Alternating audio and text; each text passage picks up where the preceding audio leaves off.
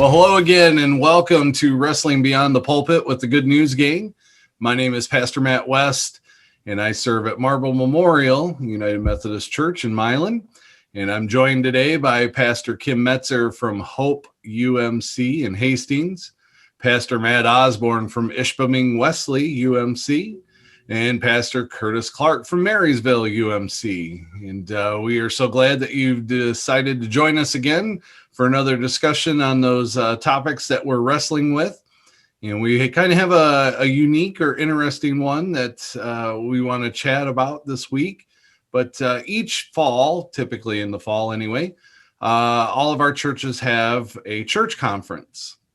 And we conduct the business of the church at that point. But what if, there it is, the what if. Mm-hmm. What if we were to add to that and maybe have an annual meeting in which it allotted for our churches to vision and dream about what might lie ahead for our congregations. So that's what we're wrestling with this week. I'm not sure who wants to take a first go at this, but that's our topic this week. I think it was Curtis's idea, right? That was Matt Osborne's idea. Oh, it was Matt Osborne's idea. The idea we're just starting off, though. That's pretty good. Here comes the bus. Yeah. Well, okay. So if we look at chronologically, if you're following us along every week, or if you happen to look up at a different time, right now, this very week is our annual conference as part of the Michigan Annual Conference, United Methodist Church. And so we have a yearly gathering for clergy and laity, leadership of the church to kind of navigate where we're going the next year, celebrate what's happened. And it just feels like it is very official. And I understand that. And so is our fall meeting, like Pastor Matt was talking about. That's the business of the church. Well, that's great. But what about the mission and vision? And what about goal setting? And what about putting that in front of people? Because I think the opportunity is that we would gain new people every year that might not have been at last year's meeting, or maybe they just weren't, in a place to receive what we're doing. Sometimes we use a lot of language that's exclusive, that kind of, it's not lay terms, it's very high church terms. Or maybe we're just speaking over somebody's head. If you've only been there for 3 weeks, you might not come to the big meeting, or you might not understand what some of those things are. And I think it's probably good for us too, as kind of a call to mission, to just really, take a look at some things that weren't working and express that. Hey, we've looked at it. That's why we're not doing it anymore. And if you have the opportunity to have that annual meeting, it gets a chance to address some things that might be a little touchy, maybe a little sensitive, get in front of that, maybe express why some changes were done. And I think there's a moment to really double down on, well, this is where we want to get this year, some tangible goals, some things we'd like to do. And that invites everybody to sort of get along with it. I struggle with when in the calendar year you would do this, because you kind of don't want it to change. You wouldn't want to have it in February 1 month and then June another month. But as Pastor Kim brought up in some of our preparation for this, is July is a time when pastors are getting reappointed, congregations are doing some things. And what's nice about that is if we have good weather, we can be outside. And it just seems like that gives a relaxed sort of, it's not, high church in the sanctuary. It's just, hey, everybody bring a meal. Or if we have a potluck, bring your chair and we'll just talk a little bit about what's going on. So that's kind of the basis of what, I was hoping that we could talk about today, because it's another meeting. And it takes some effort, because you don't want it to be jostled or you're going to lose confidence. But I think it gives good direction for church and leadership to express and communicate where they want to go, how they expect to do it. And especially if there's changes, it does give you a chance to say, agree or not, this is why this decision was made. Yep.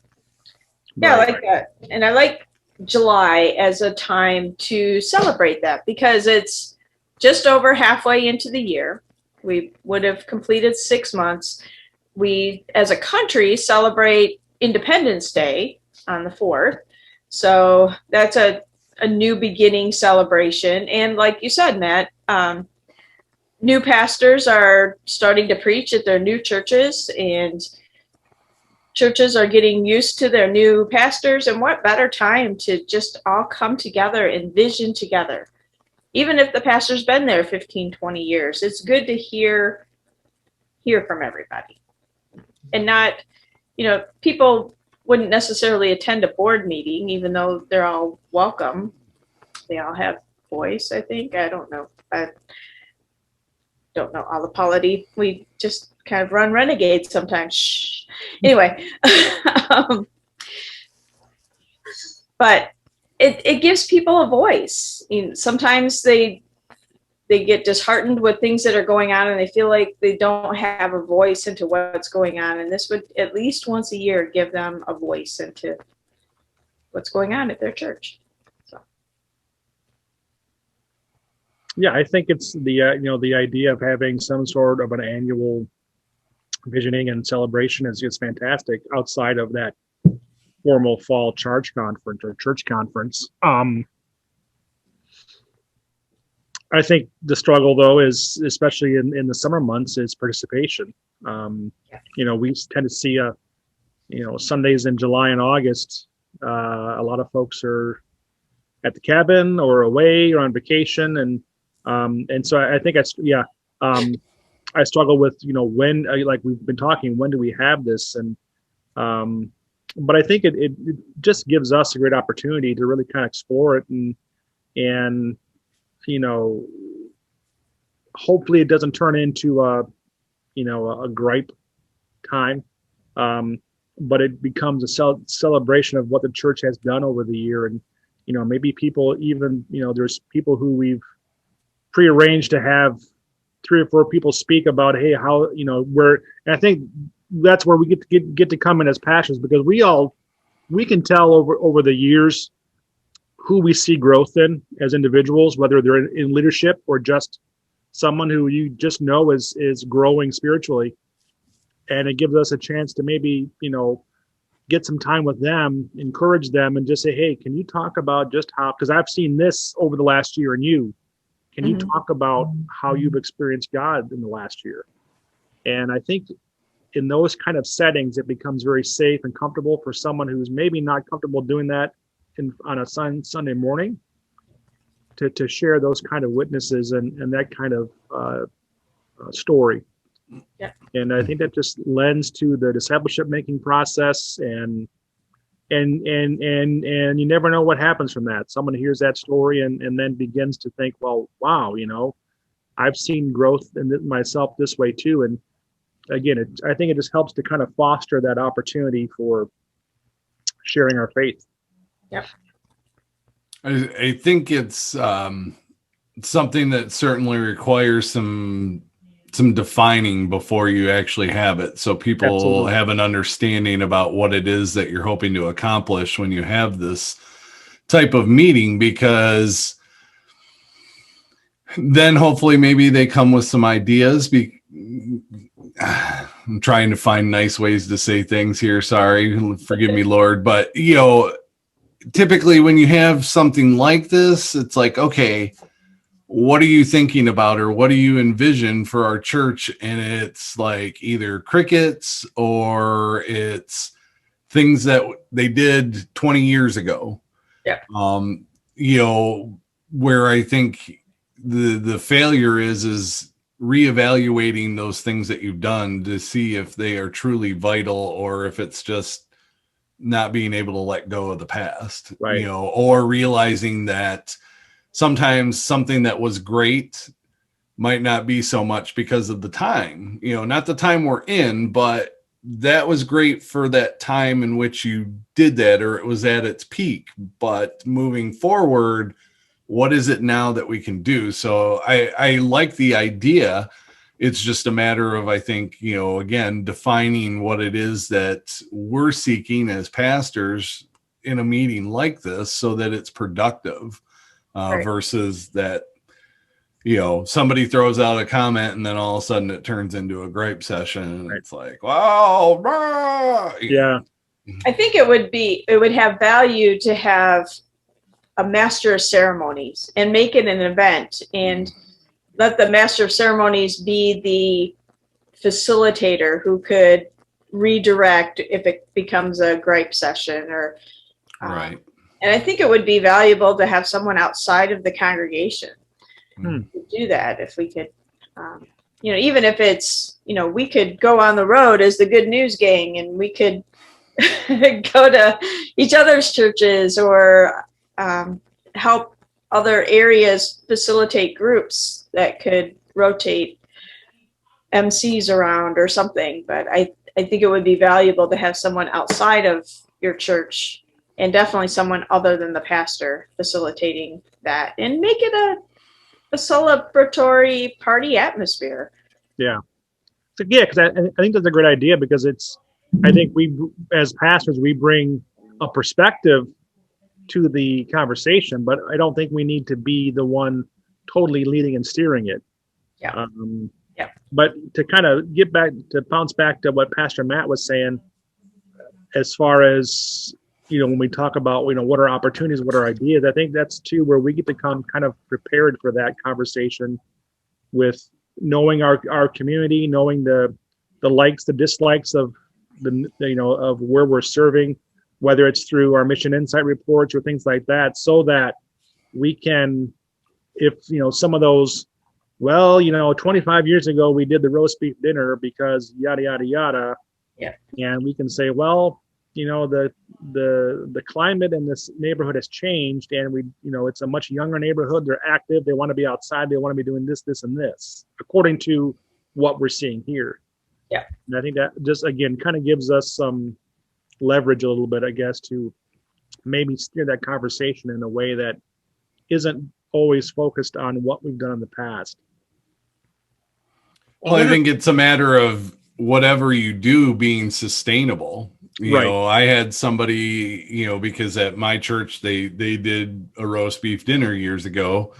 But somebody recently acknowledged, like, it was great for that time because they did so much that then it set an expectation, so that when people came, like, they were looking for this, this, and this, and it wasn't sustainable because the people that were doing it got tired, got older, were like, okay, somebody else can do this. Well, nobody else took over it. And so it, went away or what. And then, there's that, oh gosh, the roast beef dinner. And it's like, well, it was nice for the time that we did it, but now we have to do something different because we can't continue to do that, and I think that is one luxury of having a meeting like this is to be able to allow those who may have had different ideas to throw them out there and to be heard, versus I'm sure many of us could attest to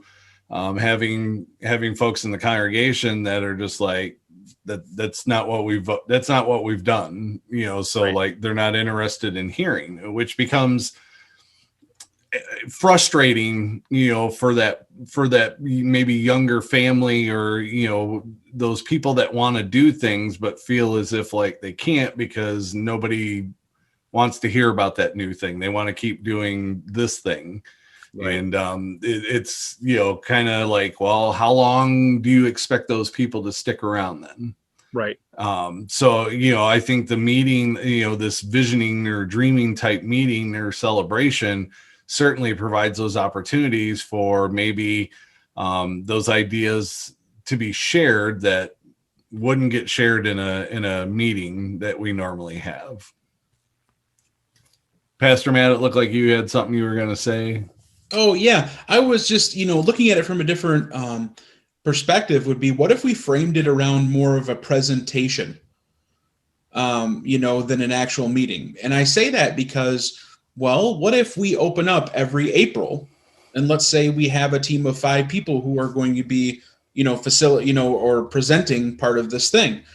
Well, the congregation, the time for those conversations would be for 4 or 6 weeks. If you have something you'd like brought up or discussed or considered, talk to one of the 5 that are on this team, because inevitably a lot of what we're talking about comes directly from church council, of what are we doing, where are we spending our resources, where are we doing this. So I think while I call it a meeting, I don't think it's town hall. We're just going to pass the mic around for anybody that has anything to say. I think the time for those discussions is in that preparation before. So you use that last couple of weeks into a month to say, this is how we're going to present it, because then you don't get that. There's a time for people to be heard, but it puts it into a efficient time frame where people aren't there forever. It doesn't turn into a soapbox meeting.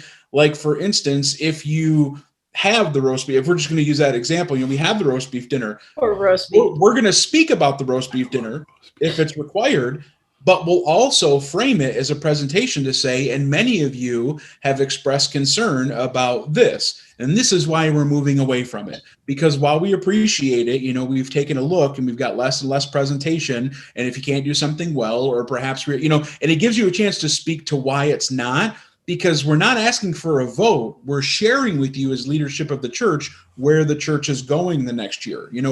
So it's one of those moments when it's more of it's the meeting. Not that you can't share, but it's just a moment of clarity. We're trying to share with you why we're doing the things we're doing, what the goal of those things were, how we're measuring or not measuring. I would assume it was more of a presentation, because it doesn't mean people aren't heard, but we've had that discussion about the roast beef dinner, or we're telling you the result of that as far as how we're going to go about, that thing. And so that way it's more of we've heard everything. This is what was brought to us. And that way everybody knows their concern was brought. If you brought this to someone on the team, we'll say, and someone brought up the cotton candy machine, it's been broken. We're trying to do some new things. It's just too much for the amount of things that we got to do. So we said goodbye to the cotton candy machine. Like, that's it. And then somebody knows that their concern was brought up, but it took 30 seconds to address it instead of doing the hands and this and this and this. And my grandpappy brought it, or he manufactured the thing. That's great. But the part of the presentation is someone asked about this and we evaluated it and said, that's not really a good use of our resource. And I think that way people know that it got thought about, like nothing's getting missed. But I just wonder if more of a presentation, but a time beforehand for voices to be heard, but not at that meeting. What we're calling the church to is a presentation of, this is what we've done last year. Hooray. This is what we're, trying to accomplish. And this is how we're going to try to get there. And in that mid-year meeting, like in July, that's a great time to say, this is how we're doing from last year's meeting. Like, this is how our first 6 months have gotten us to this goal. So maybe it keeps us on track. Just a thought of maybe that takes away that town hall. It's not necessarily a time where we can get off track. It becomes a very efficient presentation. And that becomes a lot easier for a third party, like you were saying, Pastor Kim, or one of us to help. Like, if I helped at Matt's and Matt helped at Curtis's and Curtis helped at Kim and Kim helped at mine, meeting.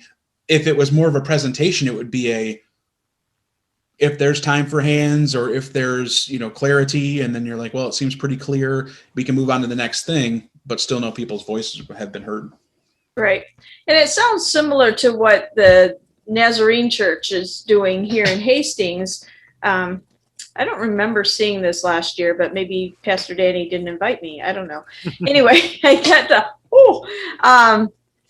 the Facebook invite to their annual celebration. So maybe they just said annual and it's the first annual. I don't know. But it immediately following worship in what day is it, Danny? I don't know. Sometime soon, maybe this Sunday. It is this Sunday, the 6th.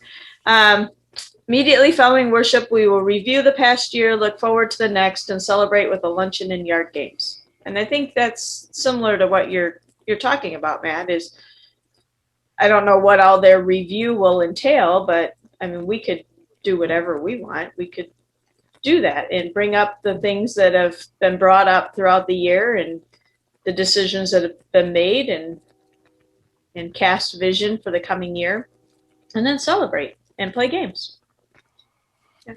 So let me throw a wrench in this conversation. No wrenches. Pastor Matt, this question is for you, because you've been reappointed. So how do you feel like, would you prefer, as the pastor going out, to maybe have some sort of gathering like this before you leave and the new pastor comes in, to kind of have the church in a direction to help the new pastor coming in? Or would you rather leave it and let the new pastor, maybe take the reins of that kind of gathering? Well, if it was in July, because it all depends on when you're going to have it. You know, if Right. it's going to be in July, I would absolutely think that the pastor handing off the baton, like is somebody leaving in June, would want to help prepare that. So basically, it can go off with the pastor being present, the new one, but they don't have any experience to speak to that. Like they don't know the community yet. So I do think it's very unfair for the new pastor, even with 60 days. You know, if we waited till September, still kind of unfair. You don't really know our community yet. You haven't had a chance to speak to our leaders. You should sit there and soak in what the church has already been up to, what the church ministries are. If anything, that might give you an unofficial, meeting about this is what the church does. So that might be something that's really beneficial just to receive. But I think as the incoming pastor, you should be, there to receive the fruits of that meeting. Because that's going to help you formulate where exactly the church is, where the leadership decisions have been. It's sort of a year in review of what happened right before you got there. And that's more from the church perspective, leadership perspective, instead of just the SPRC, in those limited meetings, as well as, when the pastors, talk and kind of, hey, what do you need in your file box? What do you need me to leave you? Those kind of things. And I think this is a chance for the church as a whole to say, this is what everybody needs to know. Because in that regard, just like everything else, when we talked about the pastor of the charge not hosting or emceeing the meeting, that facilitates even more. We're all in this together. The pastor has this role to play, but really isn't any more important than the admin if the church has one, or someone else who's passionate about the small group ministry, because you're all sitting there together receiving this from the leadership that's putting it on.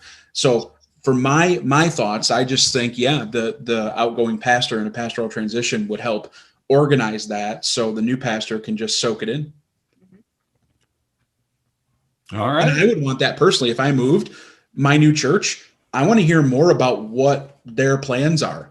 Right. I've been trained in certain ways and I can give some answers, but I wonder if my integrity would be challenged too. Well, who are you, dude? You just got here. You don't even remember our names yet. And you're going to tell us how it's going to go and what's best for us and those kind of things. So I would rather that be kind of shown to me and presented to me. So that way I can go back and, what did I hear and what happened and maybe how passionate people were about it, So I think as an incoming pastor, it'd be better for me not to have to participate in that and just hear what's the church had going on. Right. What do they really want to do? Have them tell me, because that meeting is going to be what I take for kind of some marching orders or some direction going forward. Hey, you guys told me that this roast beef dinner is something you really want to resurrect because you're going to turn it from a fundraiser to an appreciation dinner.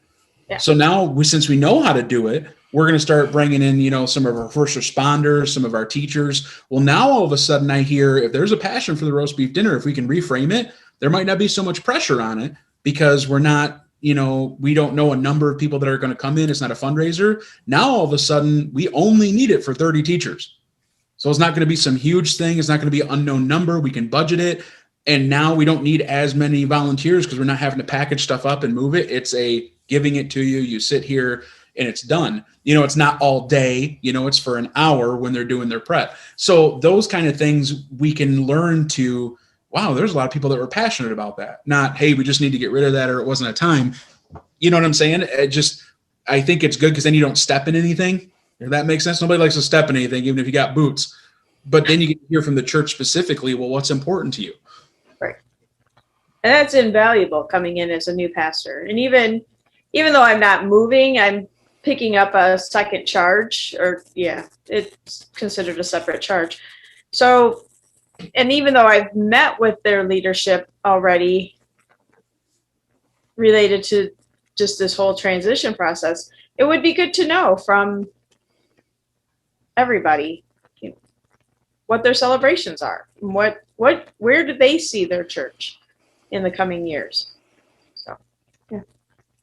I think it's important too that we hold the church accountable and hold the leadership accountable as well for visioning, celebrations, challenges. I think so often it's easy for us to be that voice, around all of this. But I think when we allow the church and its leaders and its people to, again, to take notice and to to speak highly of their church. I think that's a challenge for all of us. I remember asking a colleague years ago, and I said to her, I said, is there anybody in your church who wants it to grow more than you do? And she thought about it for a minute. She says, no, I don't think there is. And I think that's a challenge, because we all want our churches to grow. We want them to thrive. We want, and I think that's a question we have to be asking ourselves. Are there people in the church who want it to grow more than I do? That's a great question, because the catch-22 in my short time as a pastor, well, we want new families, we want young families, and then when you start introducing them, and there's changes that usually come with it, it's like, whoa, wait a minute, like, well, what is it? Do you want more people to join us and hear the gospel and grow in their relationship with God, or you want to keep things the way they were? Because both. Yeah, exactly. Can we do both? Yeah. It's And really hard to do both, I think. I look at, so I'm a step parent, a stepmom, and big stepmom group that we have, we often talk about the step parent they often do, but the step parent can't care more than the biological parents do. Oftentimes our stepmoms come in and they just want to help their stepkids, and they just want to help them and help them grow. But it's never going to work if the step parent cares more than the biological parent does. And I take that to the church. The pastor, who is temporary, can't care more than the congregation does. I mean, we often do, but it goes back to Curtis's question is there anybody in the church that wants to grow as much as you do?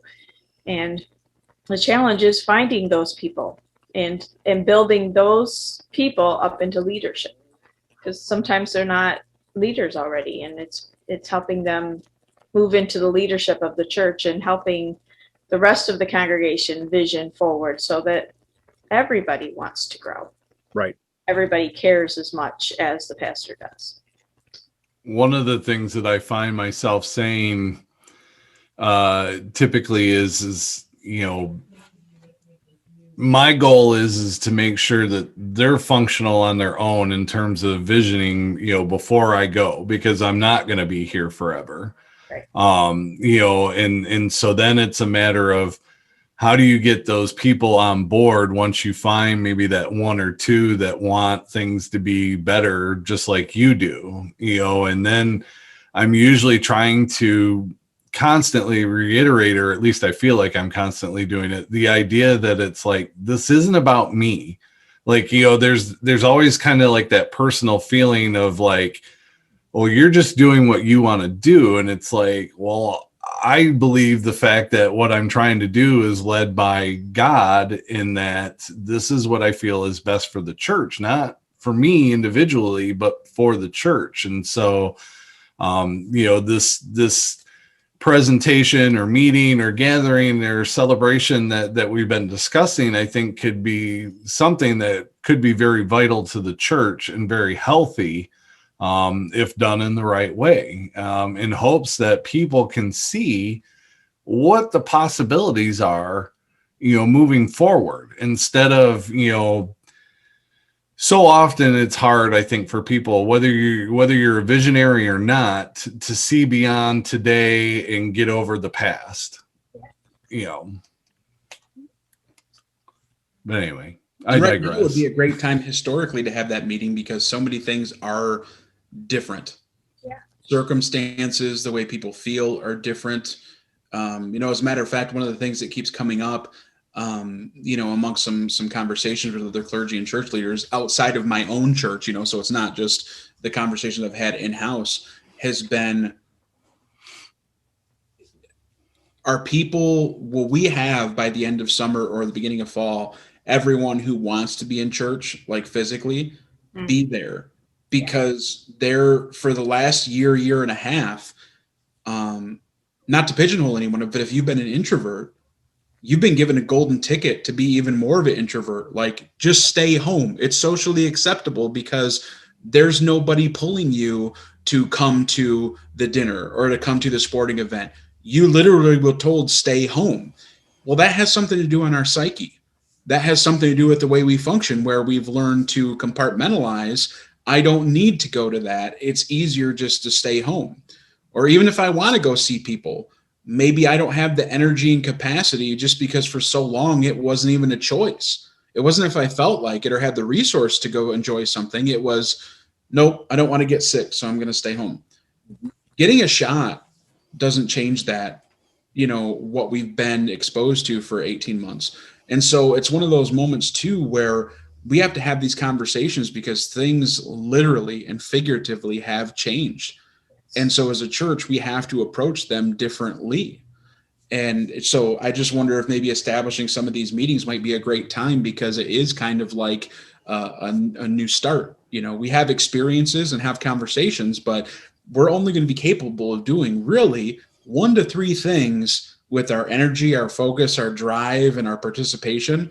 So it's easy to sort of name those and just say, these are the 3 things that we're really trying to do. And anything else is just extra. It's roast beef gravy. But really, to just tell them we can't do everything that we did before because we don't have the participation, we don't have the energy, we don't have the drive, we don't have the reception. So we pick 2 or 3 things that are likely to succeed, that people are excited to volunteer for, and that really define what it means to make a disciple. And I think that cuts out trims some of the fat, if you will, and says we can still do some of those things, but we're really focusing on doing these few things. Right. Well, it's getting away from trying to fit a square peg in a round hole. Right.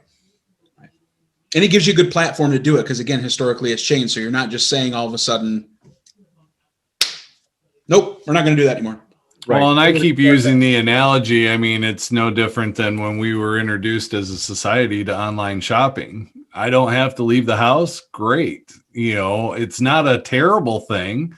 Yeah, it certainly has an effect on, the physical stores, but at the same time, it's another thing that we've been introduced and we've come accustomed to. And now because of the pandemic, it's the same thing for the church. I mean, we have to accept, that we're probably not going to see the numbers in person that we did before the pandemic, because people have that option now of like, well, I can go in person or I can watch it online. So again, it's that analogy of, trying to put a square peg in a round hole. You can keep trying to force it and probably never get it to work, or you can accept it and,